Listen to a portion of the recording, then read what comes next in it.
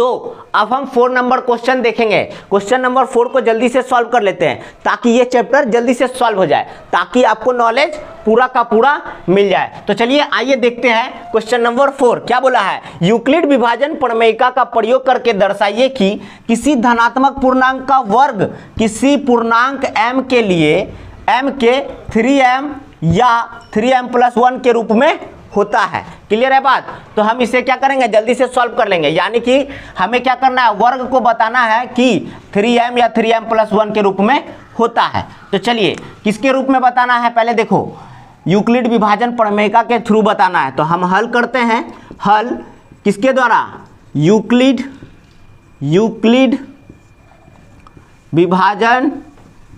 विभाजन प्रमेयिका से, ठीक है, यूक्लिड विभाजन प्रमेयिका से। तो यूक्लिड विभाजन प्रमेयिका क्या बोलता है, a = bq + r, a = bq + r हो गया। तो ये क्या होता है, भाज्य बराबर भाजक गुने भागफल जोड़ शेष, ये तो आप जानते हैं यूक्लिड विभाजन प्रमेयिका का रूल है।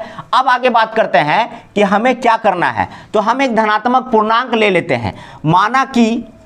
माना कि समझना है, माना कि धनात्मक पूर्णांक, माना कि धनात्मक पूर्णांक a है, माना कि धनात्मक पूर्णांक a है। मैंने एक पूर्णांक लिया जिसको मान लिया मैंने क्या, माना कि धनात्मक पूर्णांक a है। तो हमारे पास b क्या होगा, b को देखना चाहते हैं। b क्या हो जाता है, भाजक हो जाता है। b क्या होता है, भाजक होता है। इसके थ्रू क्या होता है, यूक्लिड विभाजन के थ्रू b जो है भाजक का काम करता है। तो b क्या हो सकता है, अधिकतम कौन सा संख्या लेंगे। तो आप यहाँ देखो, यहाँ पे अगर बात किए 3m और 3m+1, तो ये देखो 3q + r नहीं लिखा हुआ है और ये 3q लिखा हुआ है कि नहीं लिखा हुआ है।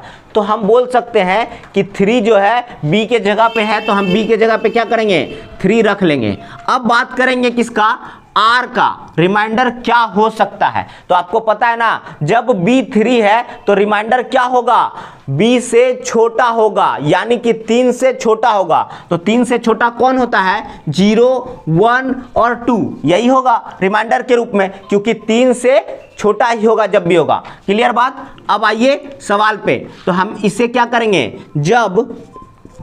अब हम इसे सॉल्व कर रहे हैं। जब शेष 0 हो, हम लिख रहे हैं जब शेष 0 हो तब इस पे लागू करेंगे। किस पे, इस पे a = bq + r पे लागू करेंगे। जब क्या हो, शेष 0 हो, शेष 0 हो तो a = b कितना माने हैं, b माने हैं 3, q है तो q लिख दो, प्लस r कितना है, 0, यही ना, 0 माने है ना। अभी जब शेष 0 हो तब बना रहे हैं। तो a = क्या प्राप्त होगा हमको, 3q प्राप्त होगा। a = क्या प्राप्त होगा, 3q। अब ध्यान देने वाला बात है, बोला है क्या कि पूर्णांकों का वर्ग। क्वेश्चन में देखिए, किसी धनात्मक पूर्णांक का वर्ग का बात आया, यानी कि ये पूर्णांक हमें प्राप्त हुआ है, इसका वर्ग को करो। तो क्या लिखेंगे, दोनों तरफ वर्ग करने पर, दोनों तरफ वर्ग करने पर, इसका मतलब a² = 3q², a² = 3q², ठीक है।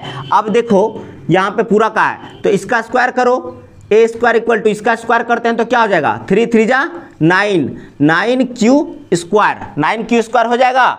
अब ध्यान दो, यहाँ पे 9q² हो गया, a² = 9q²। अब इसे हम क्या कर सकते हैं, ध्यान दो, a² =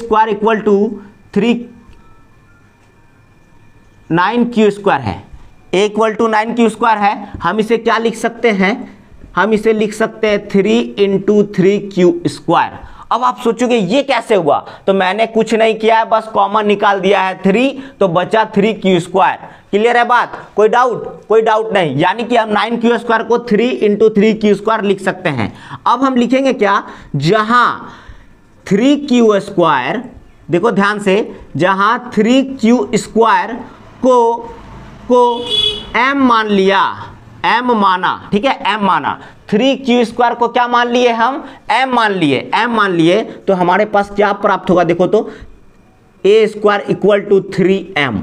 देखो तो 3 इंटू क्यू स्क्वायर था, क्यू स्क्वायर को हम लोग 3 को क्या मान लिए, m मान लिए, तो 3 गुना m हो गया, तो हमारे पास क्या प्राप्त हुआ 3m, यानी कि इक्वेशन 1 रख दो इसको, यानी कि समीकरण 1 में रख दो, जो कि हमारा पहला वाला कंडीशन अप्लाई हो गया, 3m मांगा था 3m के रूप में आ गया।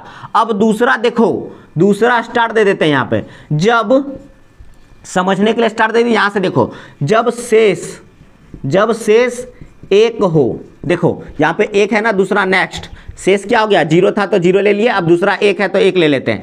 जब शेष 1 हो तब क्या होगा, a equal to 3q plus 1। अब बोलोगे आप 3q प्लस 1 कहाँ से आया, तो भैया यहाँ से आया, देखो a equal to B Q plus R, तो a इक्वल टू a लिखा, b के जगह पे आप माने हैं ना, यहाँ पे देखो तो 3 माना 3 लिया, q के जगह पे कुछ नहीं, और r के जगह पे अभी तो बोले शेष 1 हो तो शेष 1 है।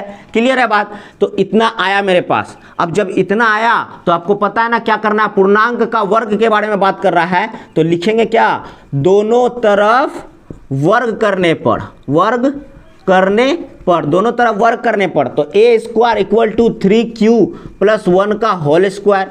अब आप बोलोगे क्या, ये कैसे निकलेगा, 3q प्लस 1 का होल स्क्वायर है, तो आपको तो पहले भी बता चुका हूं और फॉर्मूला का वीडियो मैं बना चुका हूं, आपने नहीं देखा तो आप क्या करोगे, जाके चैनल पे देख लो जल्दी से वीडियो। ये हो गया क्या, इसको मान लेते हैं a, इसको मान लेते हैं b, तो ये क्या हो जाता है a प्लस b का whole square, a plus B का होल स्क्वायर बच्चा बच्चा जानता है, a square plus B square plus 2ab, यही होता है क्या, तो आप बोलोगे हाँ यही है, तो a प्लस बी के होल स्क्वायर में इसको क्या करेंगे, बना देंगे। तो देखो a स्क्वायर इक्वल टू, अब देखो ये a है ये b है, पहला क्या बोल रहा है a स्क्वायर, यानी कि इसका स्क्वायर, तो 3q का स्क्वायर क्या हो जाएगा, 9q स्क्वायर हो जाएगा, बोलोगे हाँ, फिर प्लस b का स्क्वायर है, तो b का स्क्वायर 1 का स्क्वायर तो 1 ही रहता है, तो 1 का स्क्वायर 1 रहने दिए, फिर प्लस 2ab, तो 2 गुना a कितना है 3q है, गुना 1 है 1। क्लियर हो गया बात, 2a किसको माने थे 3q को, अब b कौन है a है, तो 3q और गुना 1। क्लियर। अब ध्यान दो, हम क्या करेंगे, इसको एक जगह लाएंगे, जहाँ q वाला है ना, q वाला को एक तरफ लेके आएंगे, 9q स्क्वायर प्लस ये 1 को नहीं लिखेंगे, ये 1 को बाद में लिखेंगे, पहले 3q वाला को लेके आओ, 3 दूना 6q, 1 से गुना होगा तो वही रह जाएगा, और ये प्लस 1 लास्ट में। क्लियर है, कोई दिक्कत नहीं। अब ध्यान दो, यहाँ पे हमारे पास आया है 9q square plus 6q plus 1। अब हम क्या करेंगे, इन दोनों में से क्या करेंगे, कॉमन निकालेंगे। क्या कॉमन निकालेंगे, ध्यान दो, हमको किसके फॉर्म में चाहिए, 3 के फॉर्म में, तो हम यहाँ क्या लिखेंगे, कॉमन निकालेंगे, 3 निकालेंगे, a स्क्वायर इक्वल टू सिर्फ 3 निकाले, किससे, इन दोनों से सिर्फ 3, तो बचेगा क्या, देखो बचेगा हमारे पास 3q स्क्वायर प्लस 2q और ये प्लस 1 बाहर। क्लियर, देखो ध्यान से क्या किए, 3 कॉमन निकाले इससे, तो बच गया 3q स्क्वायर प्लस इसमें से भी 3 निकाले तो बचा 2q। क्लियर, प्लस 1 बाहर में। अब यहाँ आ जाओ, देखो इतना करने के बाद हम क्या कर सकते हैं, इसको हम इस टोटल को m मान लेते हैं, तो हम लिखेंगे जहाँ 3q स्क्वायर प्लस 2q को m माना,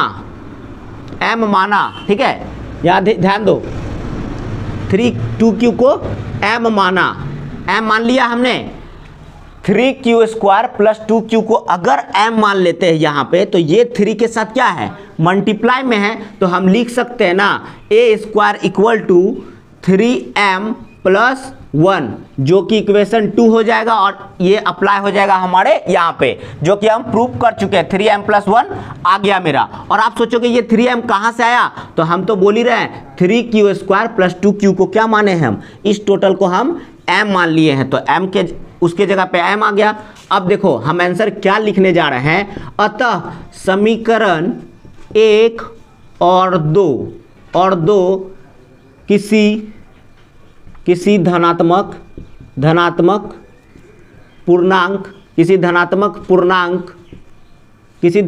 पूर्णांक का वर्ग के रूप को दिखाता है, ठीक है, किसी वर्ग के रूप को दिखाता है, जहां क्या समीकरण एक में 3m और 3m+1 के रूप में है, जहां 3m+1 के रूप में है। तो आशा आपको समझ में आ गया होगा पूरा का पूरा। इसी तरह से आपको बनाना होगा, क्यों? क्योंकि यूक्लिड विभाजन प्रमेय का ऐसे ही प्रूव किया जा सकता है और इसी तरह से आपको जाना है। तो आशा पूरा का पूरा आपको एक ही बार में समझ में आ गया, कोई दिक्कत नहीं है। अगर कोई कंफ्यूजन है तो आप कमेंट करके बताओ किस जगह पे दिक्कत है, वो भी प्रॉब्लम मैं सॉल्व कर दूंगा। बट ऐसा हो ही नहीं सकता कि आपको प्रॉब्लम होगा, क्योंकि एक ही बार में आपको समझ में आ चुका है सिस्टम से। और चलिए अब जल्दी से हम क्या करते हैं, क्वेश्चन नंबर 5 को सॉल्व करते हैं।